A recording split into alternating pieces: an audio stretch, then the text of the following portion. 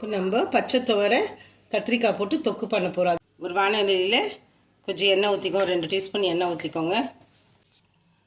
கடுகு போட்டுக்கோங்க, 1 டீஸ்பூன் கடுகு. கடுகு பொரிஞ்சதும் உளுத்தம்பருப்பு உடஞ்ச உளுந்து சேர்த்துக்கோங்க.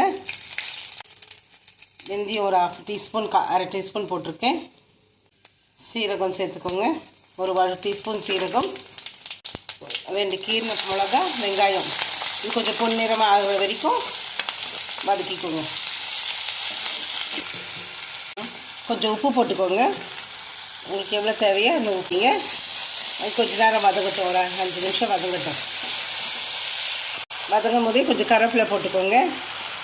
வெங்காயம் வதங்கும் போதே கருவேப்பிலையும் வதங்கிட்டோம்.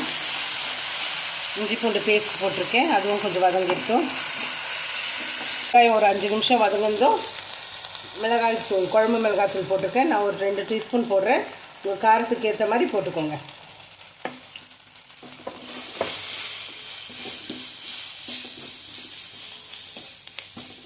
தக்காளி போட்டுக்கோங்க, 2 பெரிய தக்காளி நீல வாக்கில் நறுக்கிறது, அதுவும் போட்டுக்கோங்க.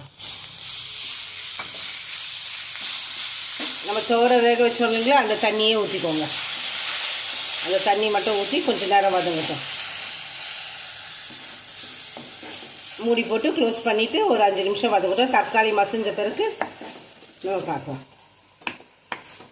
ஒரு 1/4 ஸ்பூன் மஞ்சள் பொடி போட்டுக்கோங்க.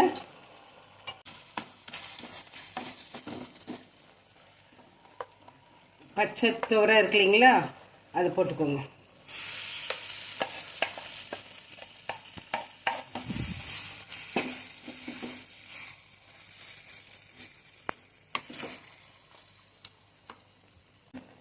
கத்திரிக்காய் இருக்குங்களா, கத்திரிக்காயும் போட்டுக்கோங்க.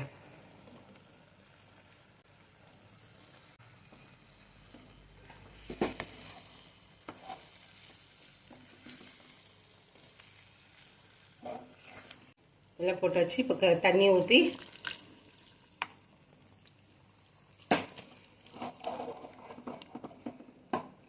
ஒரு 5 நிமிஷம் மூடி வேக வச்சிடலாம்.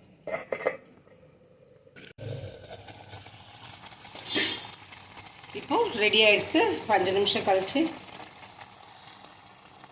கொத்தமல்லி தூவி இறக்கிட வேண்டியதான். இப்போ நம்ம பச்சை துவரை தொக்கு, கத்திரிக்காய் போட்டு தொக்கு ரெடி ஆகிடுது.